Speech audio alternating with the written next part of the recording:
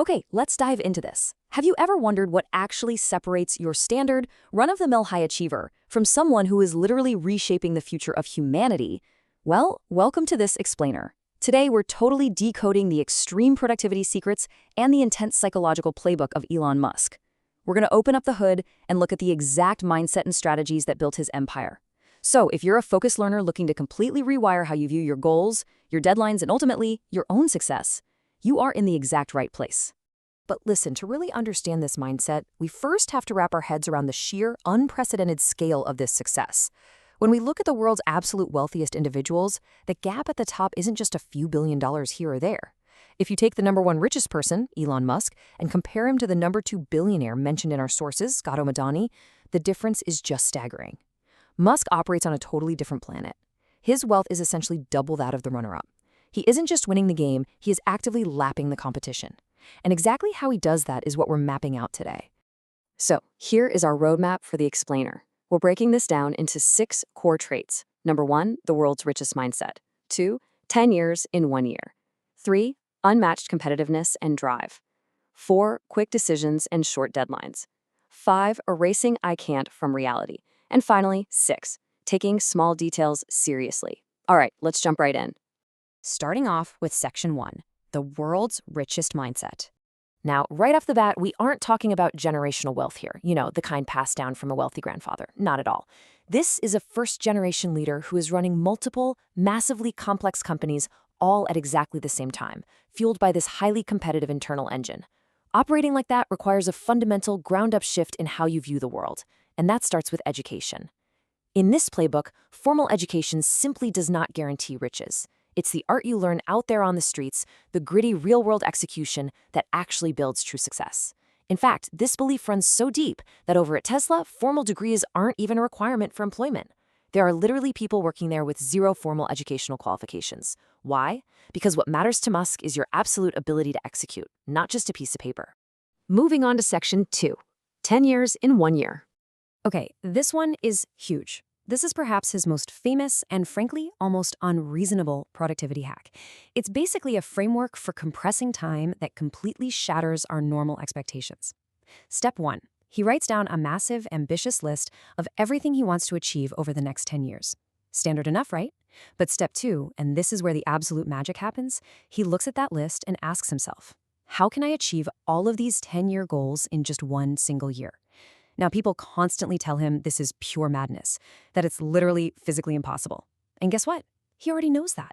So the crucial point is how this mental model deliberately forces exponential growth. Step 3 is the real payoff.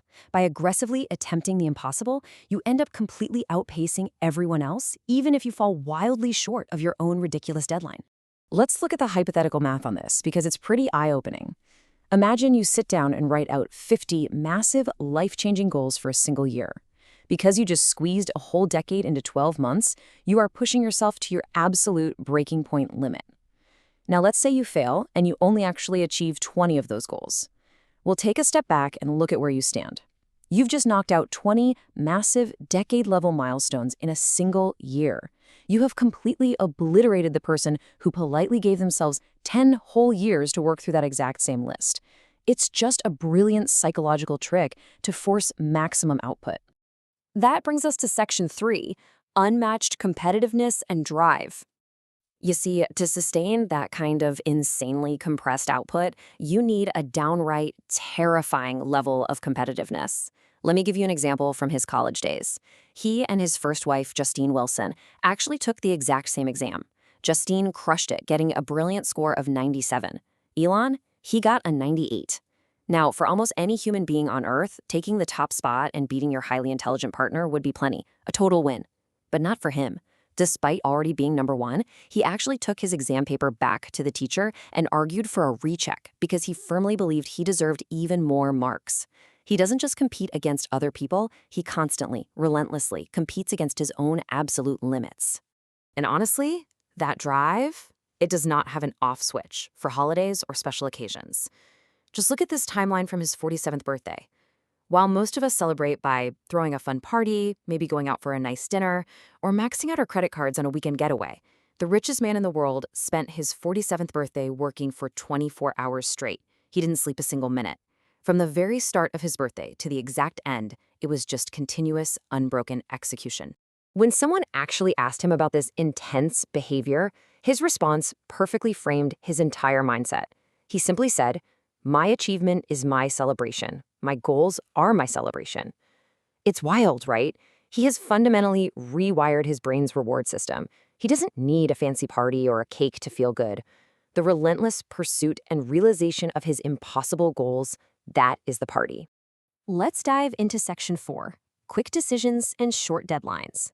This entire operational engine is built on a really simple truth about human nature. Think about it like this. If you give yourself 6 whole months to clean your house, guess what happens? It will take you exactly 6 months to clean it. You'll put it off, do a little bit here and there.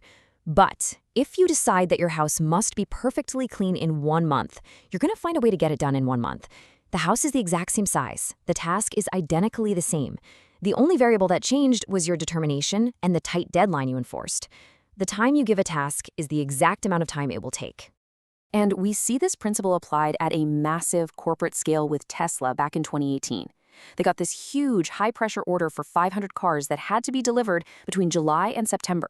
For any normal, traditional car company, pulling the resources together to hit that volume in that specific timeline was deemed completely impossible. But by aggressively compressing the deadline and just pouring every single ounce of resource and energy into that specific 3-month window, they actually hit the target. Against all odds, they delivered all 500 cars. And this brilliantly illustrates his utter obsession with speed. There's this crazy story where a critical machine tool broke down at the Tesla factory. Boom, production is completely halted. They scramble and find out the replacement tool is only manufactured over in France, and standard delivery is going to take 2 full days. Now, most CEOs would just sigh, accept the 2-day delay, and wait. Not Musk. He immediately hopped in his private jet, flew all the way to France, picked up the tool himself, and flew back that exact same evening so they could restart production immediately. The standard process was simply too slow for him, so he broke the process. All right, Section 5, Erasing I Can't from Reality. In Musk's playbook, words like impossible or phrases like I can't literally do not exist.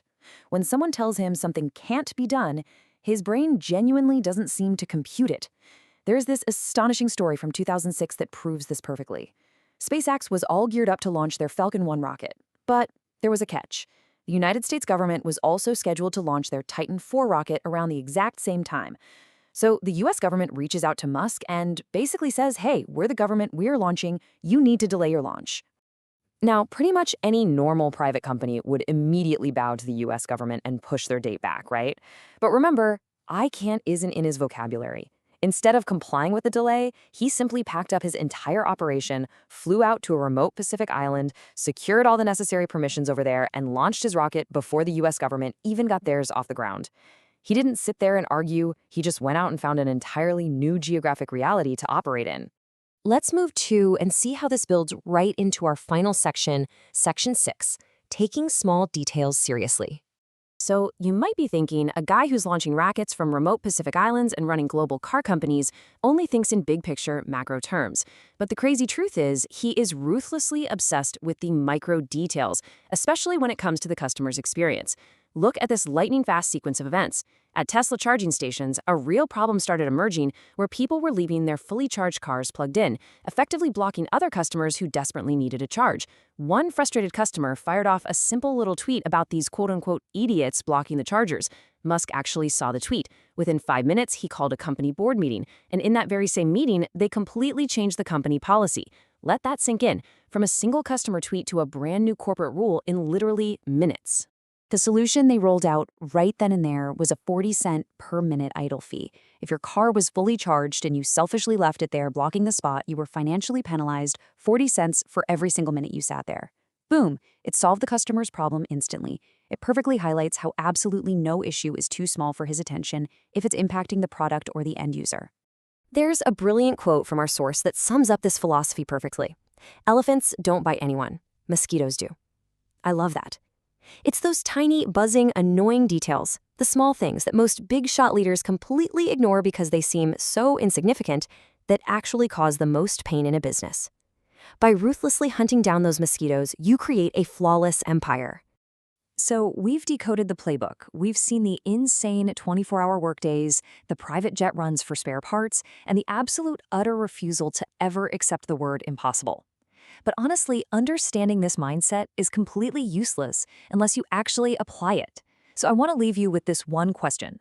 If you took your 10-year goals right now and you compress them into a single year starting today, what impossible thing would you achieve by tomorrow? Really think about that. Let that hunger drive you. Thanks so much for joining me on this explainer, and I'll catch you in the next one.